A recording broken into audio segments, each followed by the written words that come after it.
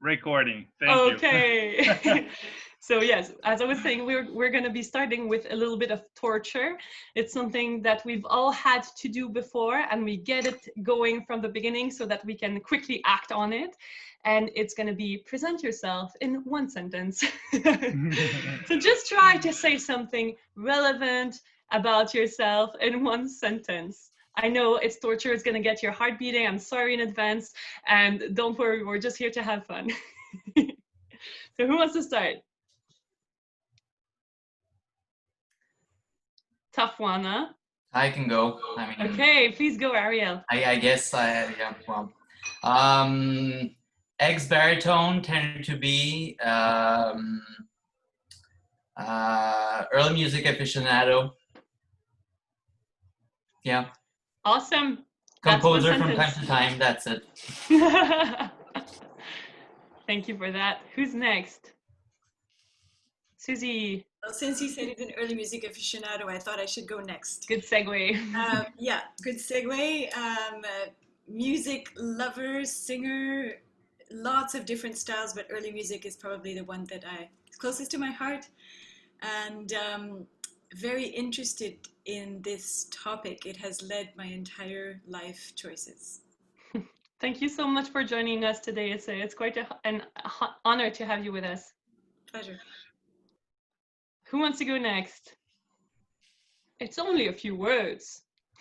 Yeah, I'll go next. Hi, so Ruben. I'm Ruben. Hi, my name is Ruben Brutus, and yeah, I'm a singer. Graduated out of school just last May. So I'm kind of relearning how to learn. Yeah. Cool, totally. Beautiful. Yeah, I get that. That's a beautiful sentence. I think I saw Sophie's hand up. Okay. Hi, I'm Sophie. Passionate about everything I do. Voice student, pianist, in love with nature, and foodie. Love it. I love the smile on your face when you're saying this. Oh, thank you. Who's next? I can go. Okay, please, Laurie. So I am Laurie. I am an aspiring young student opera singer. Thank you. So we have two participants who haven't gone yet. Yes, okay, so Stephanie. Hi, I'm Stephanie, and I am I love 21st century music. I'm also a big heavy metal fan, and yeah, I'm a foodie as well. Very cool. And I'm guessing your name is not Jay, right? Janine? Janine, okay. Sorry, it's not Jay. I'm Janine, and I just like to tell fun stories. Okay, really cool. So here, I'm going to tell you mine. My name is Naggar, Tremblay, and I'm an opera singer, songwriter. So that's done. We ripped off the Band-Aid. So here's my question for you. Did that feel good? Did that feel vibrant? Were those words the words you want people to remember about you? Because the first impression is often the one we remember. So raise your hand if this is a sentence you want people to remember about you. Okay, pretty good. Pretty good. And do you feel like it could be the pillar, the center pillar of your branding?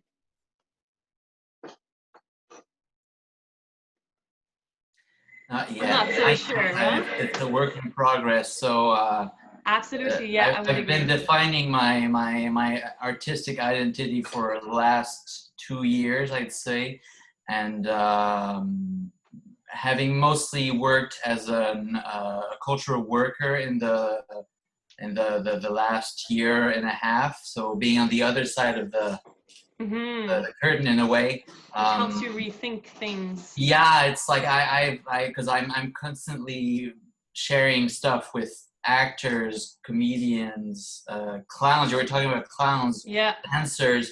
So it sort of forced me to think outside of the box, because something I think that school does is that you get sort of stuck into that very forward. I see a lot of nodding. Everybody's mad at this. Yeah. Well, yeah, school got me in a box. I'm trying to break free.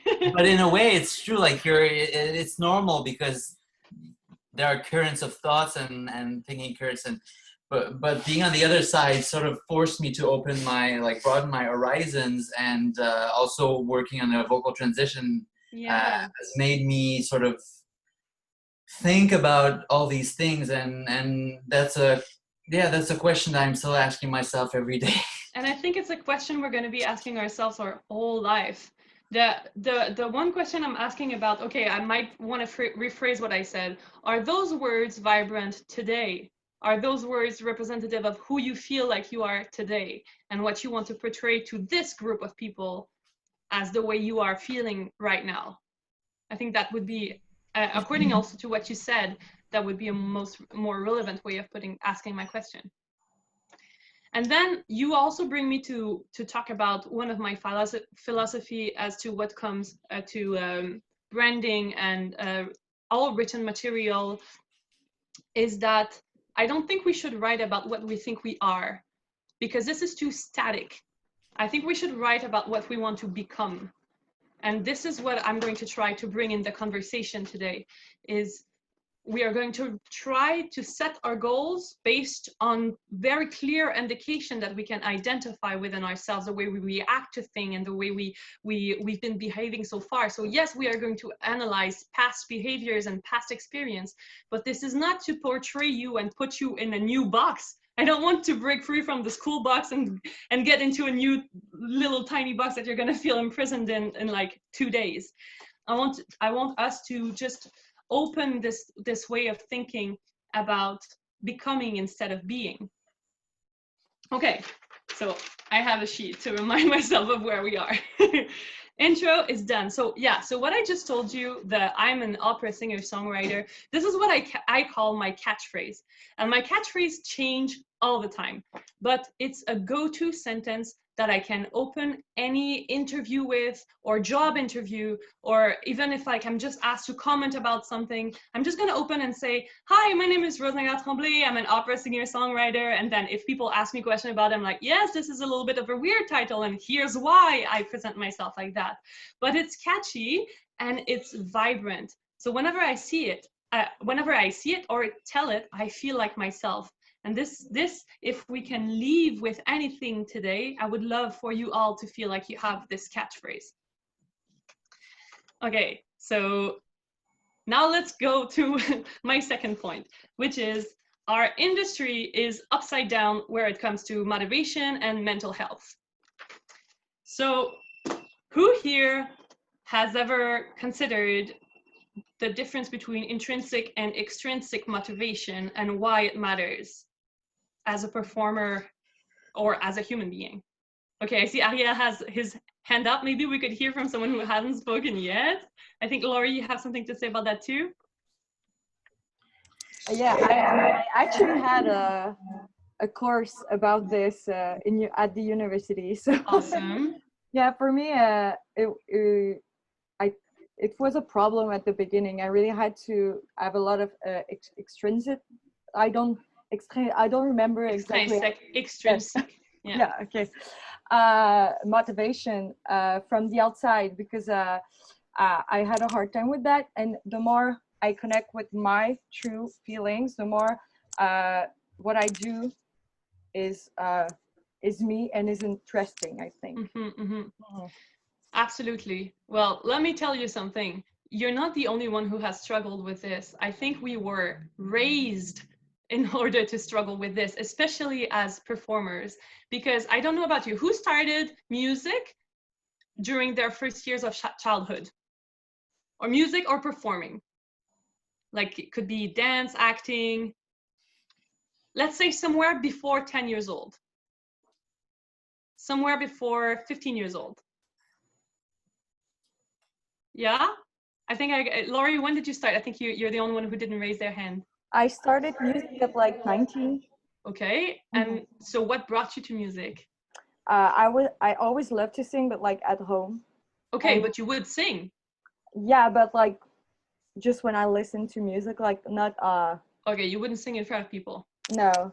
Okay, so you might be the exception to this explanation that I'm gonna give, but don't feel left out. I'm gonna bring you back in the discourse in a second. So all of us who started music from an early age, we've been applauded. We've had stickers in our notebooks saying that we practiced well last week. We've had our family members make big dreams for us. And at a certain age, then you come, or maybe not, or you at a certain point, maybe you met a teacher or an agent or a music producer or anyone who made you believe that you were going to make it out there, who told you you had everything it takes. And all of those tiny moments add up to dopamine dependency. So we are all dopamine dependent, because dopamine is what gets you going. It's literally what motivates you to get up and do the work. So it's normal to be dopamine dependent, but this has brought you up thinking that dopamine comes from others. And it does a lot. It does. The dopamine that comes from interpersonal relationship is one of the strongest and more secure amount of dopamine that you can get. The problem with it, though, is that it's not reliable, because you don't know what people are going to think of you. And this generates a lot of anxiety, not knowing if I'm going to get my next intake of dopamine, because I don't know if I'm going to meet a friend. I don't know if that teacher or that panel of jury is going to like me. So all of these things, they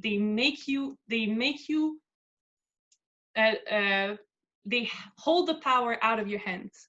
And we want to bring power back into your hands. So there was something really interesting that I learned doing this last spring, doing a pedagogical certificate. And we began the class with an understanding of what the 4 roots of motivation are in a human beings. And what I learned from that certificate is that we are motivated by either growth, so feeling empowered, feeling that we are growing, feeling that we're gaining power on our destiny or whatever. So that's the first one. Second one is interpersonal relationship. So that's the one we were talking about, the one that is that comes from extrinsic validation. So this goes with your need for belonging, connecting. Then the third root of motivation is freedom. So feeling like you're free to build your own path, to make something that looks like you. And the fourth one is fun. If you're having fun, you're going to be motivated. So we don't all respond in the same way to all 4 of these, but I would encourage you right now to just take 10 seconds and maybe identify what has been like the mother of the biggest achievements I've done, or the hardest work I've been doing. And the hardest work could only be like getting up every day and doing the basics. Like that's hard. Commitment is hard. So what gets you going? I can tell you that I'm a big freedom person. Like if I need to identify it, I need to feel free. I need to feel like I'm in charge of my own life, of my own path, of my own decisions. So that's like my main motivation trigger. But what is yours? Do we say it, or if you feel like sharing, you can. I'm just gonna leave like 1 minute open for everybody to kind of think about this. But you can also just well, I'm ready, because for me it was just like this big Which one is it, Aria? It's the interpersonal connections. It's for sure. I have this big thing. Like it's funny because I'm in life. I'm sort of introvert extrovert. Mm-hmm. Meaning that when I work on my own part or on something very personal, like I need to have this very closed environment in which I can concentrate. But eventually I bring all of this personal work into a bigger picture with other people, and that's where I feel I can really it gets you going. Yeah, exactly. And knowing that the personal work I'm doing will eventually be brought with other people is Absolutely. what pushes me and motivates me in my personal work. I see that. I recognize, from knowing you, I recognize you in this, and I also I respect that. I feel quite the same. I would say that interpersonal relationship is probably my second trigger as well. Does anybody else wants to share about theirs? Well, for me, it's been growth. The minute I see that, oh wow, like when I was my first year university, I was singing, the first Comme Radio di Sol, like these les airs antiques, the aria antique. Singing that 3 years later on felt so great, felt so much different. So feeling that difference was amazing. And now I love those little arias. It's fun to sing, and Amarili and all that stuff. I sing it like for fun, and so there's fun, I guess, and seeing growth. It's so empowering, to see all the path that we've already like crossed and how much better we already are. Yeah, I totally feel that. Does anybody else want to share? I think a lot of people put writers in a box, as in we just work at home and it's very like just me, all about me. But I find when I write stories or reach out to people for my job, that working with other creatives is the motivation for me, that it allows me to learn and collaborate. And that's where my writing really becomes more full and enriching, because it's almost a part of yourself where you have, like, vulnerability is a really strong word, and we think shame and we think these negative words with vulnerability, but when we allow ourselves to be vulnerable and expose our creative spirit in front of other people, there's joy and love that comes from it. So that's what Brené Brown fan right here. For those, I don't know if you guys know Brené Brown. Yeah, she's a motivator. She does excellent talks about motivation and vulnerability, and you should definitely look her up if you want a good tap of encouragement.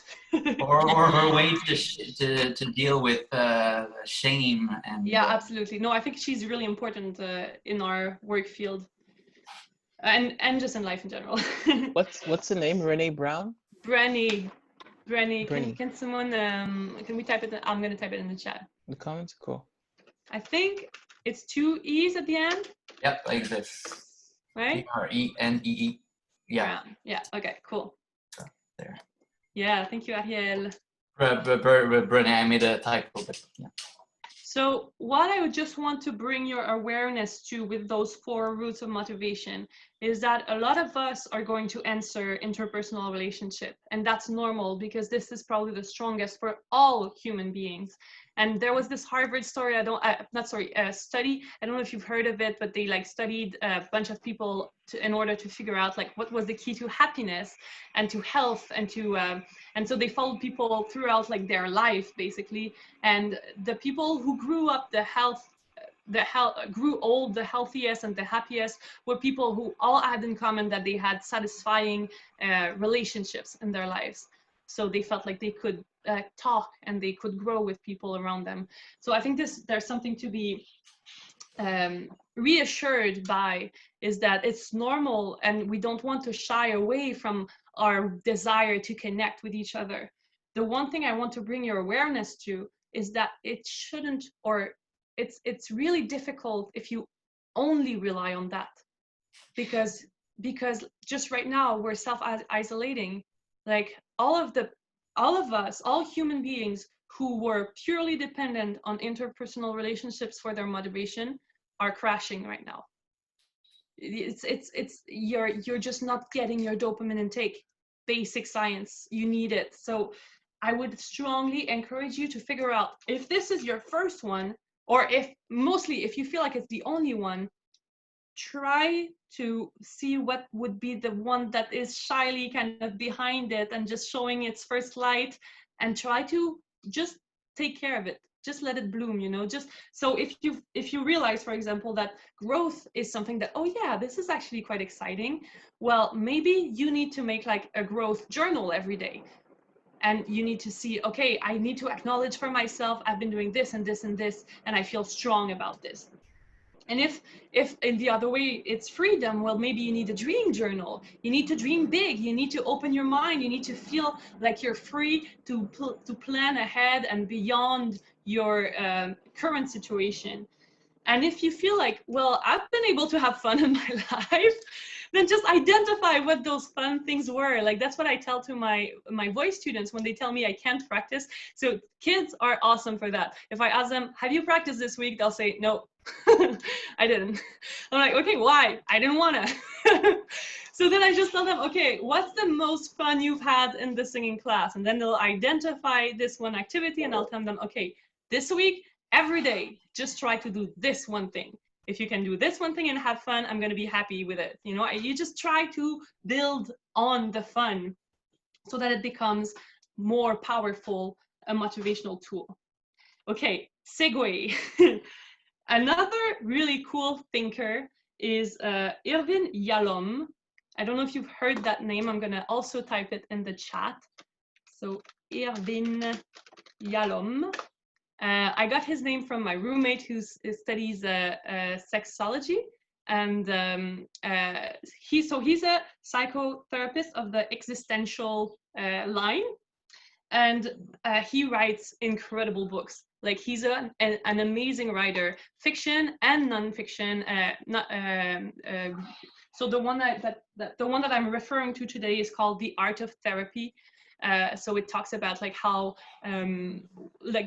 we build relationships in a therapy session, but how that applies in real life as well, and how basically we're kind of each other's therapist at a certain point. And anyway, so it's a really, really great book. I recommend it. But what I learned in that book that I didn't know is this: in the existential line of thought of psychotherapy, we talk about 4 existential fears. And you know what? They line up with the four motivation core. That was like my mind-blowing moment of the spring, to realize, guess what? If you're not afraid of something, you're probably going to be more motivated to do it. So I'm just going to name them here, that if you haven't heard about it, that was a discovery for me. So I feel excited to share this. So the first one was fear of death.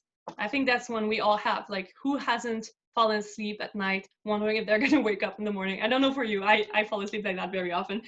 The second one was isolation. So fear of death to me really lines up with the desire to grow. So if you feel like you're afraid of death, can you switch that around and channel it into a motivation to grow and feel alive? The other one was fear of isolation, that we hear so many people suffer from. And same thing, if you are afraid of isolation, can you flip that around and turn it into a motivation for fulfilling interpersonal relationships? The third one is the fear of not being afraid to build your own path. Freedom, right there. And the fourth one, I don't know if it lines up that much, but for me it really did, is the fear of the absence of meaning. So a lot of people feel like they are living through a spiritual crisis or just a philosophical crisis. This notion that nothing makes sense. Like this, especially right now, I feel we could be very vulnerable to feel like nothing makes sense. And I don't know for you, but for me, fun kind of lined up with that one. Because when something is meaningful to me, it's generally, it makes me happy. I'm having fun. And if you can kind of train your ability to wonder, just get être émerveillé, to be amazed, like this ability to your inner child to just look at things and feel like they are amazing and have fun with all the tiny little things, I think you can find a lot of meaning there. But we're going to address this one later on in the workshop too. So I just wanted to kind of line these two up together because I feel like they really do make sense, and they can become the source of a very meaningful philosophical journey for us as performers. Okay, so in order to align my workshop with amazing thinkers, I also created it in 4 questions. So we're entering the meat of the work right here, guys. So you might have been wondering what all of that had to do with writing and your branding, but we're getting to it. So this workshop I created, in the first place, it was about writing your biography. And one thing that I noticed reading tons of biographies, because the reason I started doing this is because I'm bilingual. a lot of my friends asked me to translate their biographies. So I got to read a lot of them. You too, Ariel, huh? I've done that many times. So I've translated, just like Ariel, I've translated a lot of biographies.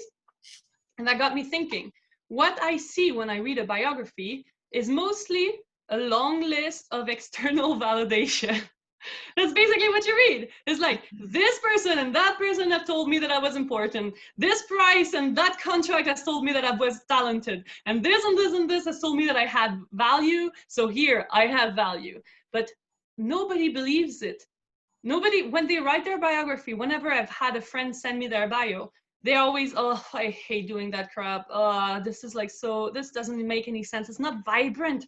It doesn't feel like you.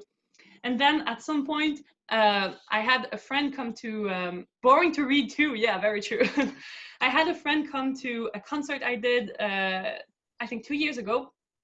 And, sorry, they read my bio, and I must say that I had just winged it. Like I had just like written it really fast, just like one of those bios you have to submit at the last second and you don't really think about it. And so that friend read it, and it was the first time that they came and see me perform. And they said, "That's so funny. I just don't recognize you." And then I was like, "Well, what do you mean you don't recognize me? It's not meant for you to recognize me. It's just kind of meant to showcase what I've done." And she was like, "Well, this is my only chance to talk to you during the concert." Like it's your only opportunity to have a direct conversation with your public. So like, don't you want to be seen for who you are? Like, don't you want to be remembered as an artist? It's just, it came as a like revelation to me. I was like, oh my God, I've been telling lies about myself too. They're not lies, they're just insignificant information. So here, I decided to build this process, first for myself, then for my friends, and then it became something that I did last year at the Scuola Giovanni Grasso. And now I'm starting to actually get hired to do it in young artist programs. So that's really cool. It's really exciting. But it started as something that I did for me. So, okay, here are the 4 questions that we're gonna try and answer today. So I'm gonna give them one at a time because I want you to focus on them one at a time. The first one is, what do I love? So it can be one thing. It can be a gazillion thing. It depends on your personality and how like I don't know, how faithful versus how kind of excited you are. Some people are more like, I love one thing and this is my everything. Some people are like me, are like buzzing butterfly. You want to try everything. So, and you can start writing as I'm talking to you, because I'm just gonna spur inspiration at you, try to inspire you. So these should be vibrant words, and they don't need to be, it doesn't need to be a sentence. It can just be, I love my friends. I love singing early music. I love feeling pertinent. Like, I love showcasing my intelligence. It needs to ring true to you. So just you go down, you make that list. We're going to take the time it needs, because this is the meat of the work.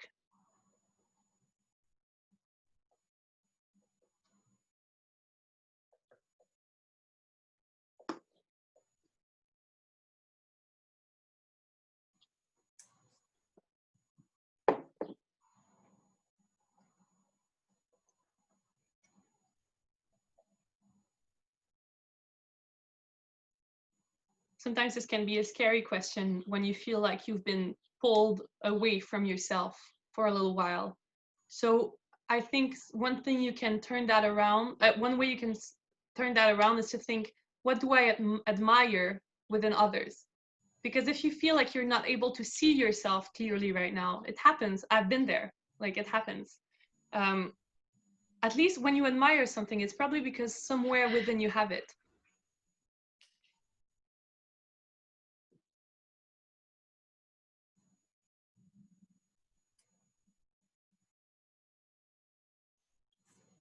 Marco, I don't know about this, but I think there is something really cool with the Latin origin of admirare, or admiration. Do you know about this? Like, it's the fact of looking into a reflection or something like that. I know, like my priest in the church where I grew up, used to talk to that a lot, about that a lot. Mirare. Yeah, it means to be amazed by also. Like Amazed by. mirror, yeah. It means to look, but also to admire, to revere, to wonder, to marvel at. It's a beautiful verb. So But isn't there something that kind of brings it back to yourself too within the origin of the word? ad means to, Okay. right? And mirror can be like a reflexive form. So mirror is reflexive. Oh, so it's like you're looking into the mirror, and at the same time you're amazed, you're gazing, yeah, that's kind of the fun twist about this word, right? And it can also mean like respect, to regard with wonder, to be surprised at too. Mm-hmm. Like Latin has so many interesting declensions about verbs like that. Yeah, there's a Latinism that is used a lot in early music, early Italian music, che miro. I see, che miro. But even the English word mirror comes from mirror. Yeah. So it's like observing so cool. yourself. But and with admiring wonder. yourself. Yeah, exactly. And remember while you're doing this list that this is not about who you are, this is about who you're becoming. So you are free to become whatever you want.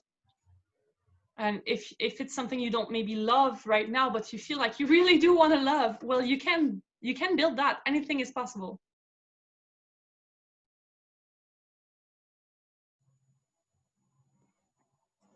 And I know it sounds a little bit mysterious or mystical when I say vibrant word, but there are some words that are kind of keys of meaning to us. I think it has more to do with PNL, like neuro-linguistic programming, more than just like mysticism. It's more about like how has this word evolved in your conception and conceptualization of the world,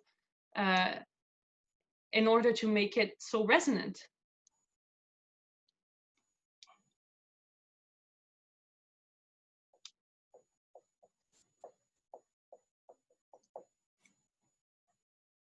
Okay, so I see a lot of people are still writing. Maybe 2 to 3 more minutes. Give me signs. Let me know if you need more. We take it. As I said, this is the meat of the work.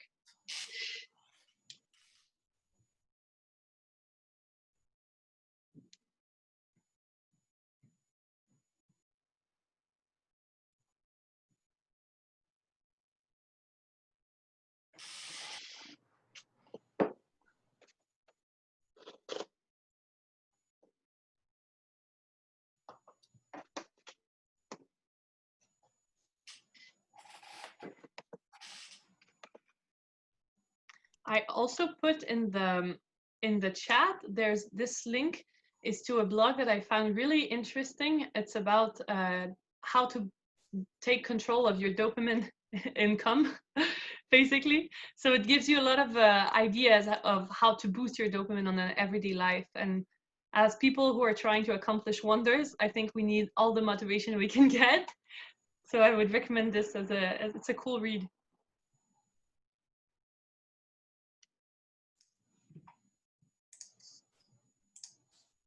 Okay, I see a lot of eyes are now up. Are you, do you feel like you've kind of wrapped up this first question?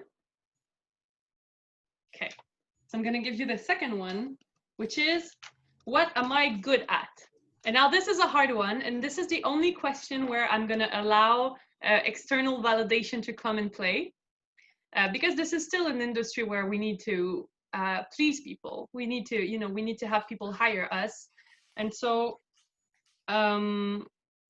there is like this one rule that I've heard in several different motivational speech and books and all that. It's the rule of the 5. I don't know if you've ever heard that, the 5 people. So if 5 people told you something about you, it's probably true.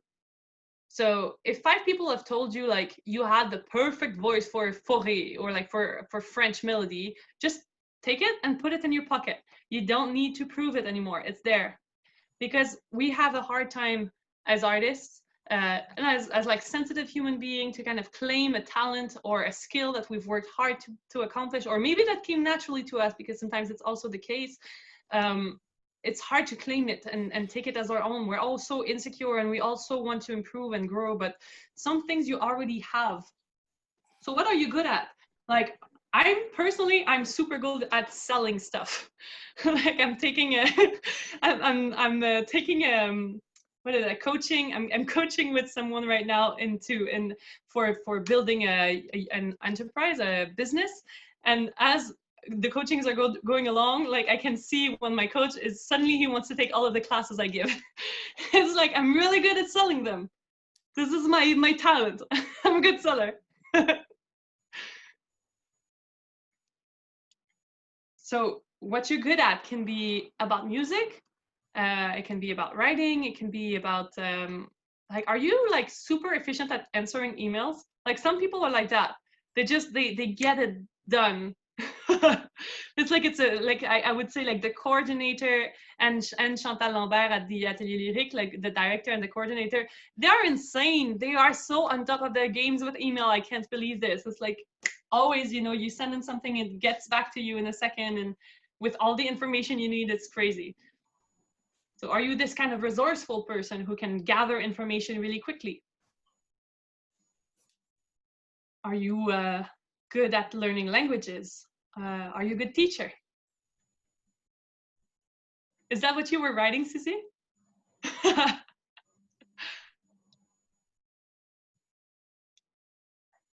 Are you good with kids?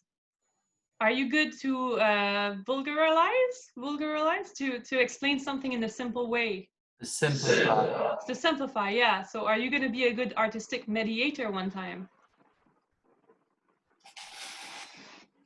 Médiation artistique. Yeah, médiation culturelle. I don't know if you can say that in English, huh? Mediation, yeah. They use mediation, but they also use artistic outreach sometimes. Oh, yeah, okay, yeah. So are you going to be that outreach face? Are you good at making friends? Like, are you someone who from the first time they get to engage in relationships? Because this is a really cool talent. This is something that can be really useful for a business that is built upon networking.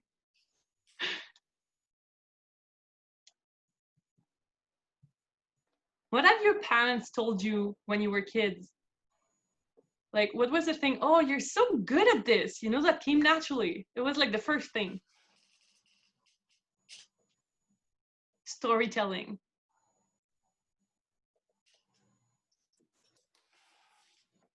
Entertainment.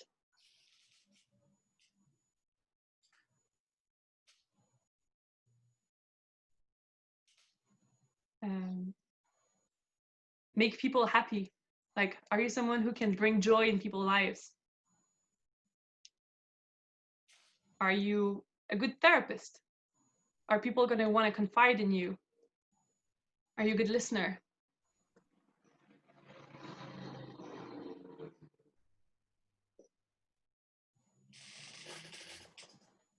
How are we doing? Still need time? We're good?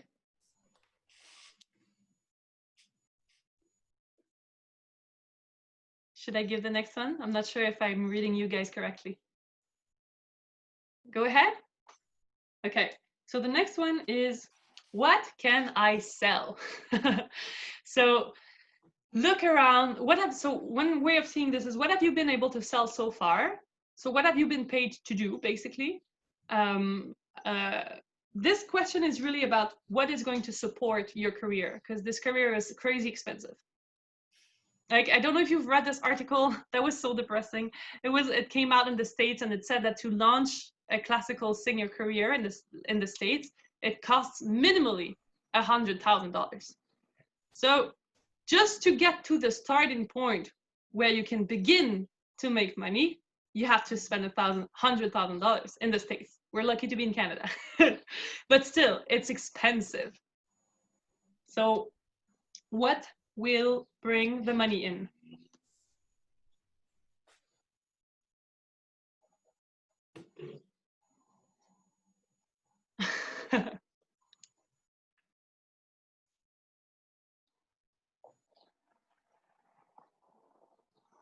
So I had personally last year, maybe a little more than a year ago, I had a really tough time vocally. I was going through a transition.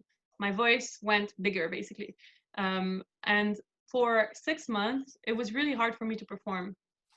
And during these 6 months, I mean, I was really lucky because I was at the atelier, but at the same time, I was very visible, and it was very vulnerabilizing to know that, like, I didn't know if I could trust my voice. And so outside of the atelier, I stopped selling myself as a singer altogether. And I only sold my work as a writer. So I started giving classes about creative writing. And I started writing children's shows. And I started writing, what did I do? I mean, I did a lot of biographies for people. And so all of the income came from another talent, because I needed to take the pressure off from the singing, because I needed time to heal, to grow. I mean, I was growing, I was going through a change. And so your voice is not going to always be there. Sometimes it's going to need a break, sometimes it's going to need a vacation. But you're still going to want to have income, stability. You're going to want to build something with your life. I mean, possibly. I don't want to tell you what you're going to want, but this is me kind of talking about me in the second person.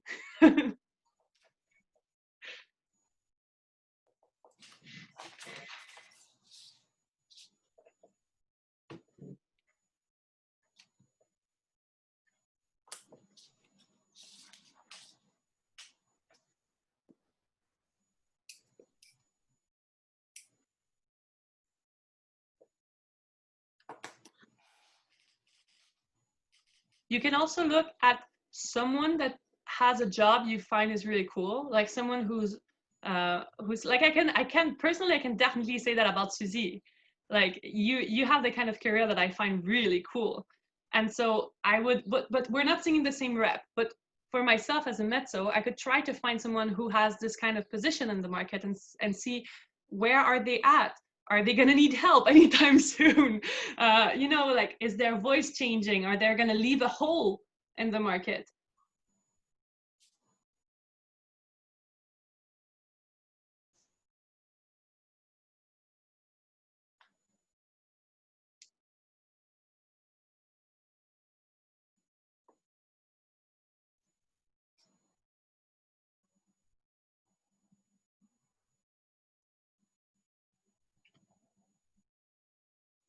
Are we move on to the next question? Okay. So the next one is, I think for me, was the most significant, and it's the one that really, really changed the way I portrayed myself. It's, how do I want to contribute to my society? And this one is the question that answers to the fear of lack of meaning. So if you feel like you're providing, you're helpful, you're contributing to something bigger than you, this is gonna make sense. I mean, to me, it made sense. To me, it made everything kind of fall into place. And so this is where you ask yourself, am I a healer? You know, if you, have you ever heard read the novel The Giver? I read that when I was a teenager. I was like, so they would kind of classify people and like what kind of work they were meant to do. And there's something very kind of limiting in this vision, but also there are kind of archetypes in personalities. And what resonates with you? Like, do you think you want to heal people? Like, do you want to teach them? Do you want to guide them? Do you want to entertain them, take the pain away? Do you want to gather them together? Is it something you want to do, like bring people closer? And when I'm talking about your society, that can be your family, that could be the country, that can be the whole world. You decide what that means to you.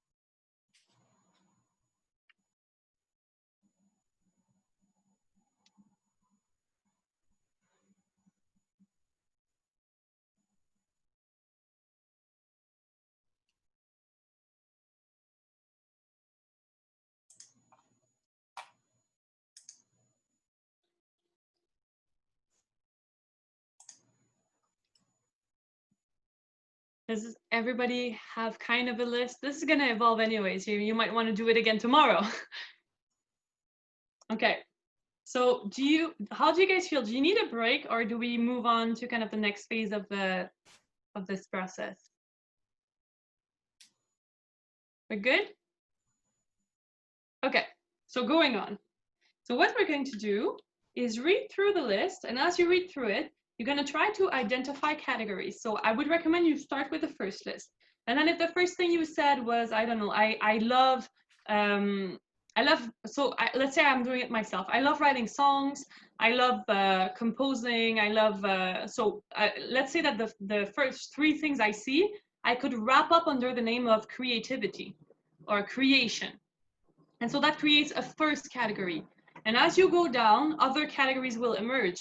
And so you let's say the first one becomes number one, and you write a little one next to each word in each line, in each columns that resonates with this category. So if I have creativity that came up early on, then it's going to be number one, and I go through my 4 lists, and whatever has to do with creativity in the slightest way goes into number one. And they can fit in more than one category. Something can be in all of the categories. So if number 2 is, maybe we should do an example actually. Does anybody feel comfortable sharing the first couple of words in their first list?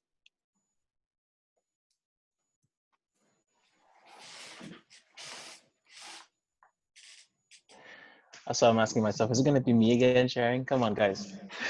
Oh, go ahead. You were going to go, Jay. I saw you unmute yourself. Go for it. Oh, no, it's okay. I'll maybe both of us can share. Yeah, perfect. So let's start with you, Janine.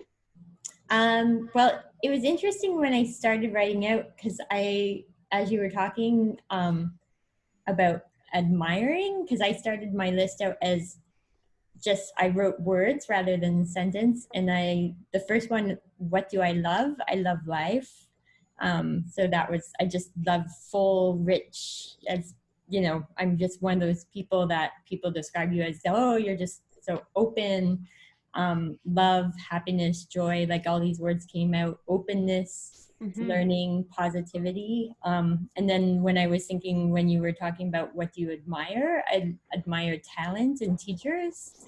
And it's interesting because just to go forward a little bit, I was looking at number 1 and number 4, and I'm like, oh, they're almost quite similar, because it's like the things that I really wish to contribute to society is an open, inclusive society with, like, you know, bringing people closer together with opportunities. And that's really great. That's kind of the process right here, is we're going to line them up. So if, for example, what I hear, you have pedagogical talent in that as a theme, we could wrap that under and for the life, I'm not sure exactly if I grasp what you mean, but I would label it as like openness to experience. If you go into like the big 5 personality traits, that can be useful too. So one of the big 5 personality traits is openness to new experience. And if you identify as that, that could be one of your subcategory. So then let's say that we call number 1 openness, number 2 pedagogy, because you want a short name that you can remember easily, that becomes kind of an anchor. Yeah, and openness was repeated almost in all of my. See, that's the process right there. So you write a little 1 next to every word that resonates with openness, and then you write a little 2 next to every word that resonates with pedagogy, and that's the process for everybody. So Ruben, do you want to maybe do an example with yours too, so we can hear some more? I was just gonna ask you, what categories, like, do we know already the categories, or? No, you create them. So that's why I'm here, Okay. because like I want to help you maybe find the connection between the words because sometimes they look blurry when you see them on the paper, but then when you hear the right keyword, it all lines up. Mm-hmm. Well, something I love, obviously, the first thing I wrote is just being good at what I'm doing. So just the feeling of being good. And then music, obviously, sharing with people. I like sharing. I like people. I wrote my family. I wrote sports. I like my roots.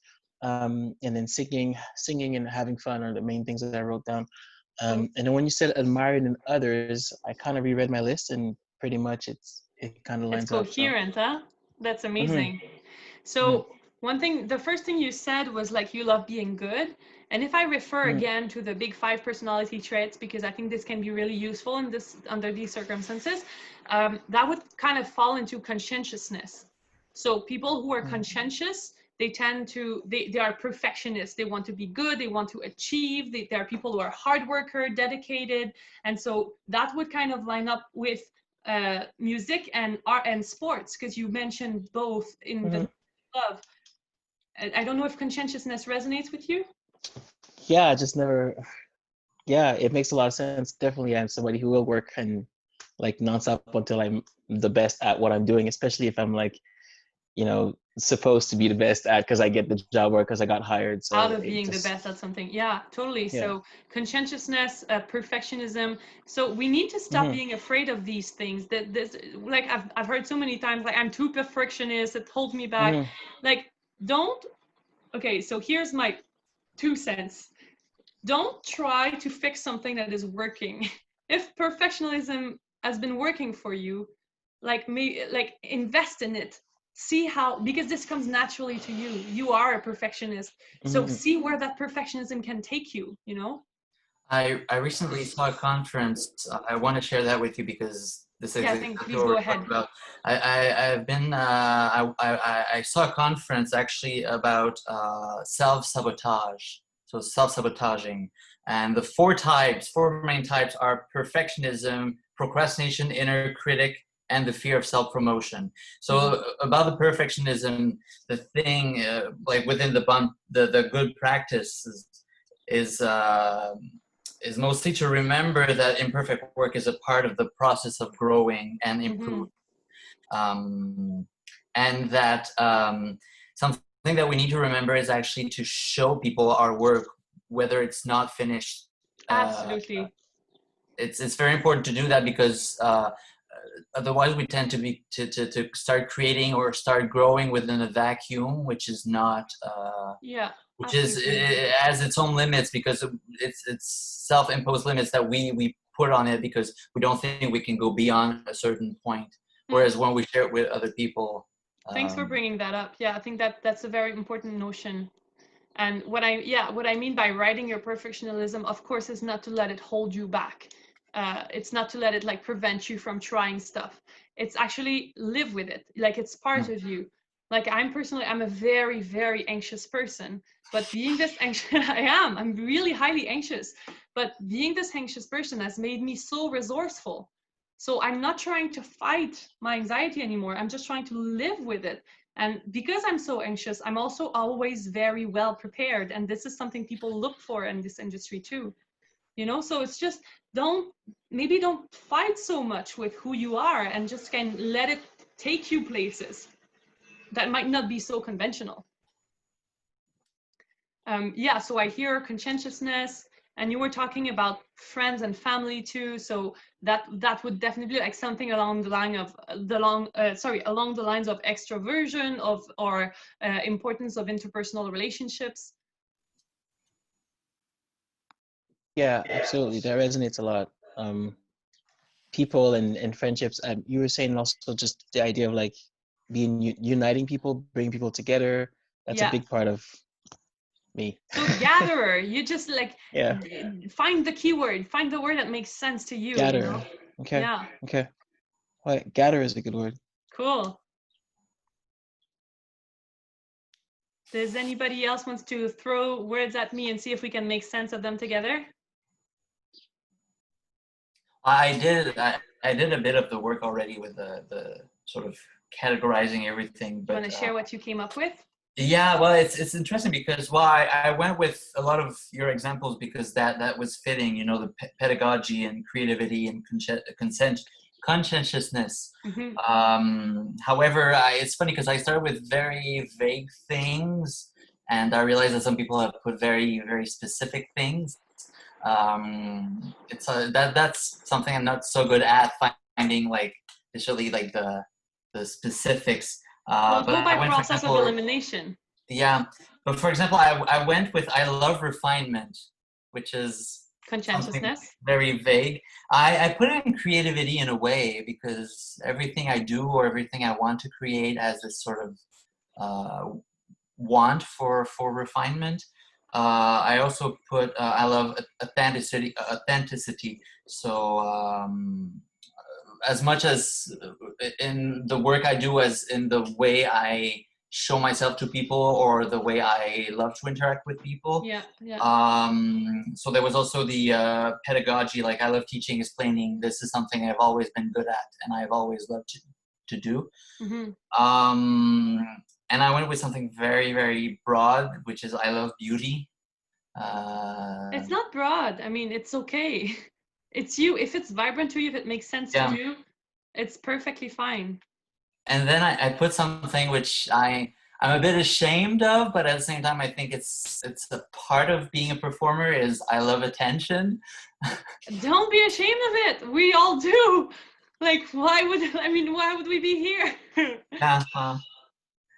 So, yeah, well. That's brave, actually. Thank you for saying that. Yeah, the rest is I love colorful music, I love poetry, I love writing, I love drawing, which is like all these activities which are things I've been doing on my own, but not necessarily sharing because I don't. Freedom, maybe. There might be something that you don't want to be put in a box. You talked about creativity, but do you answer well to like having this kind of blank canvas in front of you?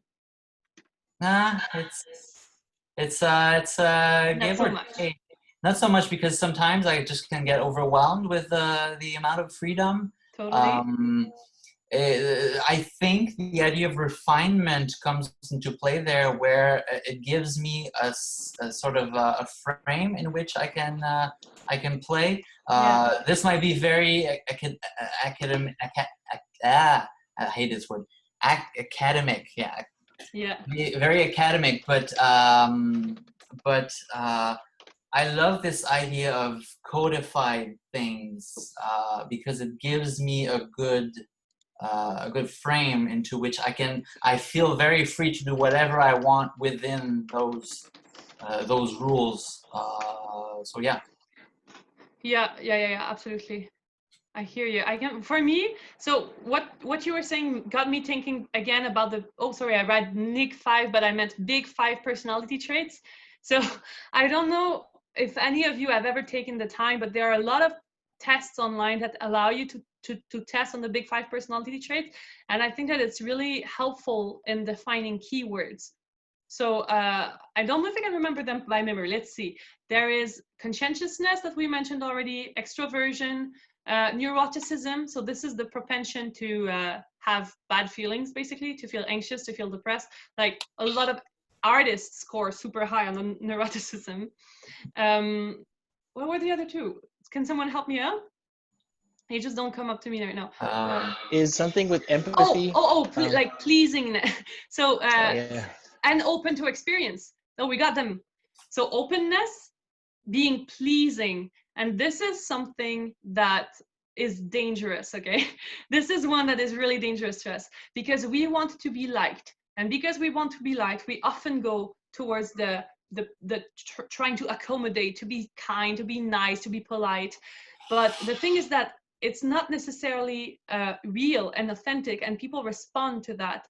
And it doesn't give you leadership to be kind of polite and following kind of the expectation. But so open to experience, pleasingness. But people who are this is not the right word, by the way. There's a better word for this category, but you'll find it on the any website you can find. Oh, great! Thank you, Sophie. Sophie sent us a test. Oh, thank you. Agreeableness. There you go. That's the word I was looking for. And then extroversion. So artists tend to score really high on extroversion too.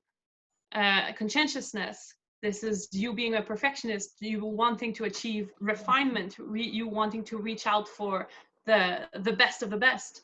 And neuroticism. Yeah, so we went through all 5 of them. And so this is a strong psychological theory that has been tested and proven by many researchers, but you don't have to abide by it. Like you don't even need to believe in anything that it says. It's a way to gather more keywords.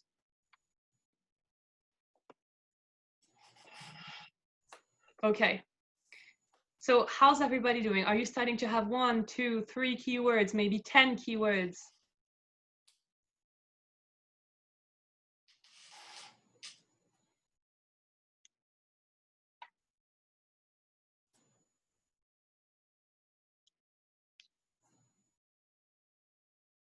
So at this point, what I would like you to do is to start rating your keywords in the order of how many times did you find them in the 4 categories. So if perfectionism came up in all 4 categories many times, it should be the first one in your list of keywords. Oh, you mean we need to do that, the keywords for every question? Oh yeah. Oh, okay. I didn't get that. I thought it was only for the first question. No, but what you try to see is if the keywords you found for the first question apply to the next one. Yeah, okay. I get it.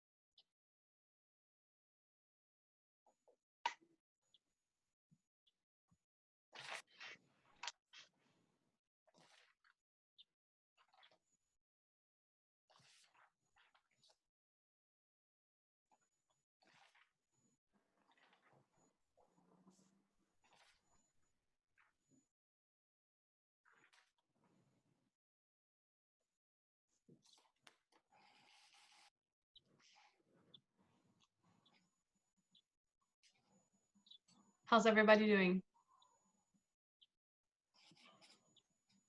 This is a long process. We could spend the whole day doing it. And so I just want to kind of indicate the steps to you so that you can finish it on your own. But feel free to just interrupt me at any time and tell me, okay, I need some clarity here. Can we just juggle with these words? So once you've identified the name of your categories, those words should become, I mean, I would recommend that they become important to you and that you take care of them, like play around with them. Try to see, is there a synonym that is more vibrant? Is there like a principle? Is it complete? Does it hold on its own? Does it make me feel, does it ring true about me and about what I want to accomplish, what I want to become? So you play around with these words. And what we're going to look for in the first place is an entry point in the industry. And what I mean as an entry point is like where you can put your main effort to in order to achieve happiness and satisfaction in your work. So if a word was very resonant, like for me when I did this exercise, creativity was like the top one by far. So if this word is very resonant, and it lines up with something you love, something you're good at, something you can sell, and something that is meaningful to you, this makes for a super powerful entry point in the industry. And you can market yourself as that. Hence my catchphrase, I'm an opera singer-songwriter. Because I want people to remember me for being the opera singer who writes her own songs. Like I want people, whenever people think about like, oh, I need a creative artist, someone cool, someone who can like represent opera in a new way, in a contemporary way, I want them to think of me. I want to be top of their list for this job, because this is just the job that makes me the most happy and that I feel the most qualified for. And it feels so incredibly me, you know, whenever I get to do those gigs, I'm super happy. And it doesn't mean that I don't want to do the other things. I want the whole thing. I want the whole package. I'm just like you guys. I dream big, you know, but this is my entry point. So by finding what category, like if you are, like if you raise super high on conscientiousness, and you see that this serves, I don't know, like, okay, because I don't like to talk only about performing, because I find that sometimes you can enter the industry through so many different ways. And what if you become an art administrator for a year? Like, what if you start your own company? You're conscientious, you're hardworking, you know how to do that stuff. Like, why don't you empower yourself to then not have to beg for work ever again? Because you'll have the company, you'll have the tools. You know, if this is the vibrant point, the entry point, the one key thing that can open the door for you, because those are thick doors. You know, you want to be armed. And so just like Janine, when we opened the conversation, you started talking about Brené Brown. And after one sentence, I knew you were talking about her philosophy. Why is that? Vulnerability, shame. You said those two words together. I was like, Brené, you know, because that's her branding. Those two words are everywhere in her branding. And you can believe me, now that you know my secret, anytime you read an interview or hear me talk anywhere, you'll see I talk about creativity, I talk about songwriting, I talk about my band. I always talk about stuff that makes me uniquely me, because that's my entry point. That's the thing that I've identified as being my key word.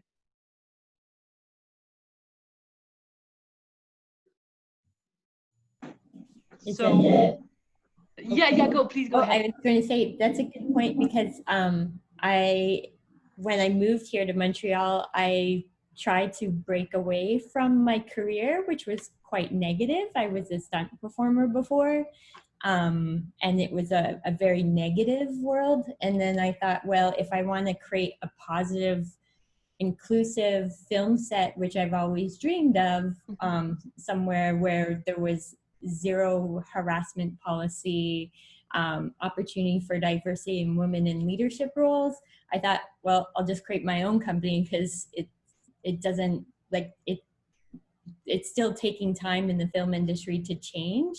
So I thought, well, I can just be the change that I seek.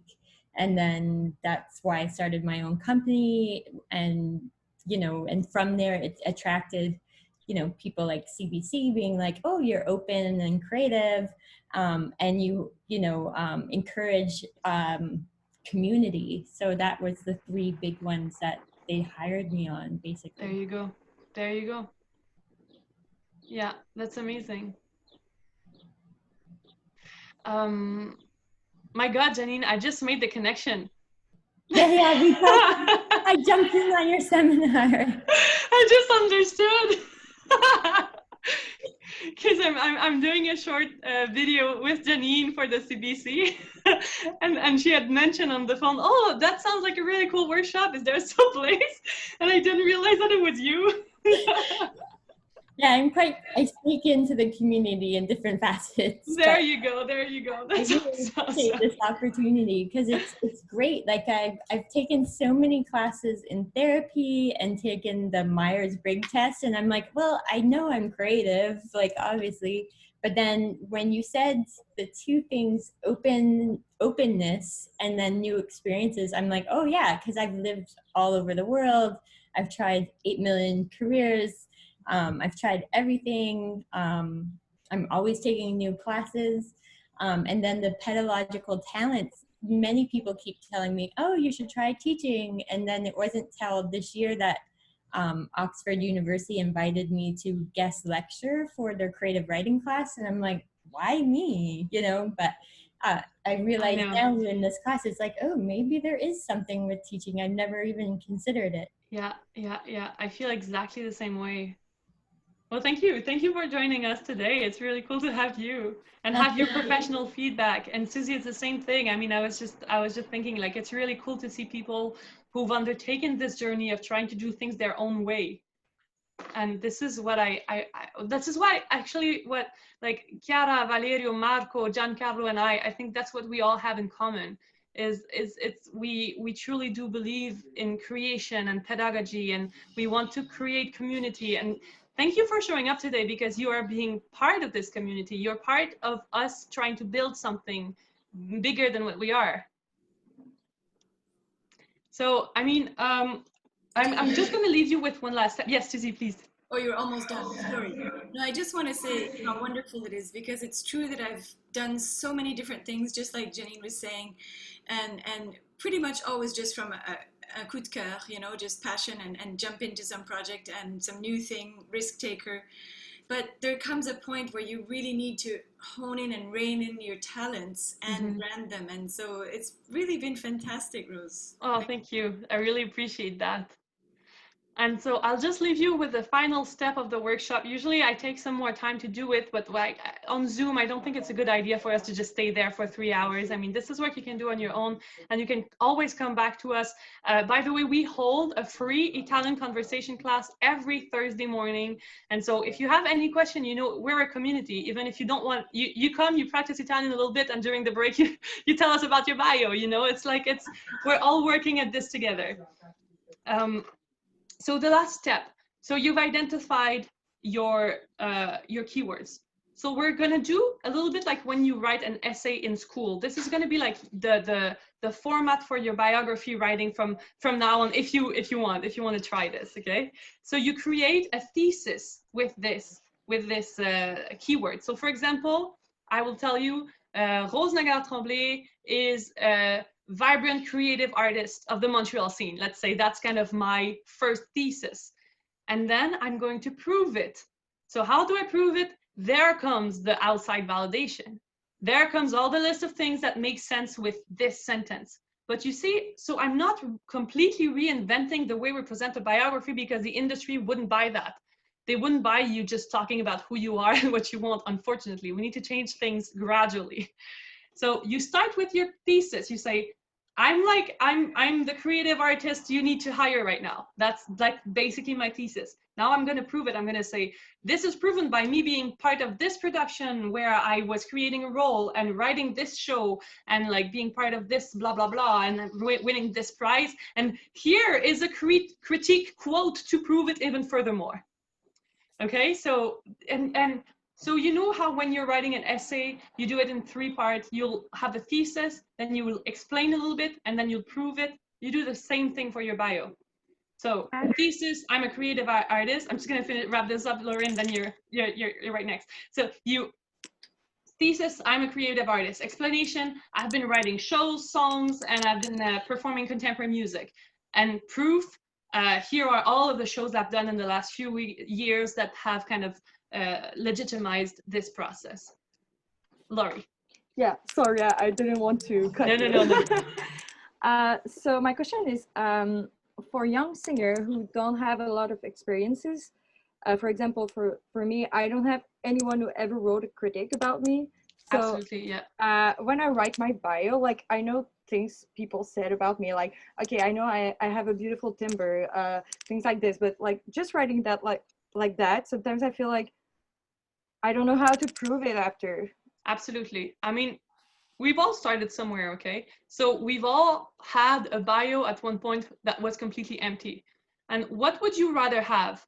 Fake, insignificant information or a true statement? Like, start with a statement and the proof will come. And if the proof for now is just a quote from your teacher, put that.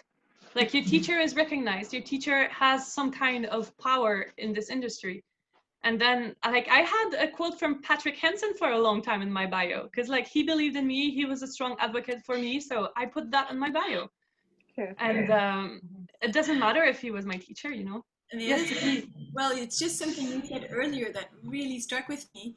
You said somebody in the audience said that your bio was the only way that they could have a conversation with you. yeah, So if you don't have that many validations, you can also just say what you love and what you, yep, you know, what you're doing, you know, what you're interested in, because they're having a exactly. conversation with you. So I always I always try to include in my biography. This is when they allow for the long bio, like when you have to provide the short bio.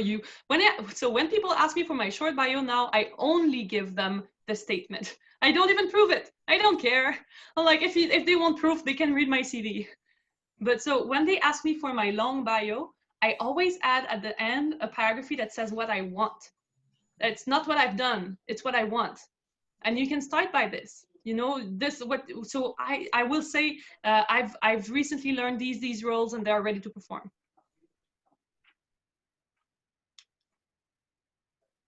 And so what I want, when I read a biography, I mean, I'm not hiring people right as of right now. Hopefully it will come soon enough. But if I was to audition you guys, the first thing that I would want is to see your personality, to see your drive, to see who I'm hiring and why you like specifically.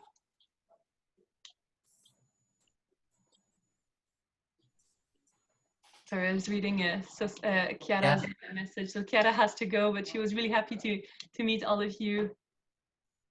Yeah, so please do follow us on social medias because we could use your support.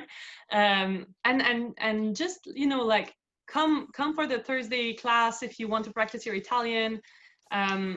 We're trying to what we're trying to build here, as I was saying in the beginning, is not just a school. We want to be a performing entity. We would like to, you know, to create a community of performers that invest into the community and get their investment back at some point. I mean, if you guys create a workshop, eventually you're going to be the one teaching them, and if we do like I'm dreaming big here, but I really want us to have like a festival at some point. And if we do have that festival, I mean, who are we going to hire? We're going to hire the performers that we met, you know, the performers that went through the school and that invested in us.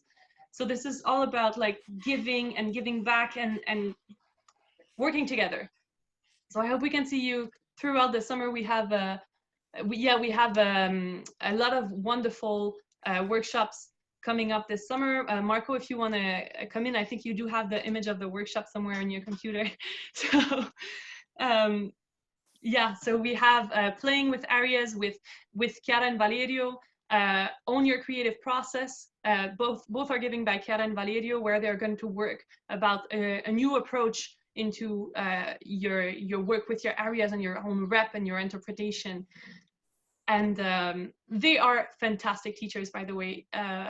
I studied with them the first time they came in Montreal. They did a workshop on Commedia dell'arte, and those tools are still with me as I perform today. And I still sit in as many classes as I can because I always learn so much from them. So really, I would encourage you to come for those two workshops on playing with areas and owning your creative process. And then the last one is a really special one that Marco is putting together, Performing Artists Beyond the Stage, where we're going to present all sorts of endeavors or professional careers that have been developed as a way to support artists' career, or as a way to just find fulfillment somewhere else than on the stage. And so I think Ariel is going to be a part of this one, right? Oh, well, yeah. Yeah, so we'll have a lot of really cool people like Ariel come in and tell us about what they do to earn money and to support themselves up as artists. And we're gonna, you know, brainstorm lots of cool ideas. So that's it. Yeah, sorry, there was not kind of a very conclusive sentence. My tone should have gone down. Lots of cool ideas.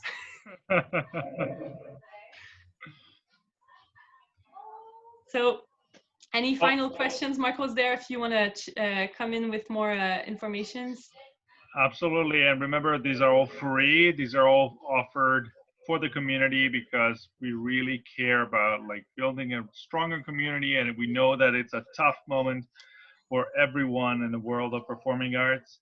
And we want to be close to you. We want to give you opportunities to improve your curriculum, improve the way you portray yourself in the marketplace, but also to give you an idea of what's out there. and how to integrate your career as a singer or as an actor in a world that proposes a lot of very interesting career paths. Mhm. And our teachers do give private lessons. If you ever want, some more time with any of us on any topic whatsoever, we're there, and we have really, really low rates. Our goal is mainly to get things started and help out, and also support our own artistic careers, because that's what we're all doing here. But so don't hesitate to reach out. And yeah, it was really, really cool to have you today. Thanks, folks, for sharing all of this information. It's very, very precious, and thank you. And thanks to the whole school, to the whole team, Marco, Chiara, and Valerio, for putting on these workshops, which I think are very, very relevant. And Thank you so much. Thank you, yeah. Thank you so much. And if you ever have any ideas, throw them at us. We like to collaborate. That's one of our core narratives. Tons of ideas. Yeah, good. well, let's have virtual coffee. Yeah. Thank you so much. This is so helpful and informative. Thank you. Thank you for being here. Thank you for coming, and thank you, Rose, for organizing this. My pleasure. Yes. My pleasure, really. Brava. Thank you. So I hope to see you all soon. Possibly we play with arias. And if you have any questions or you need more information about either the school or the workshops, we're always available. You can always send us an email or contact us via Facebook, and we will answer right away. Marco, can I talk to you a bit after the meeting? Sure thing. Stay online. Yeah. Thank you. Bye, everyone. Bye-bye. Thank you so much. Bye. Bye. Is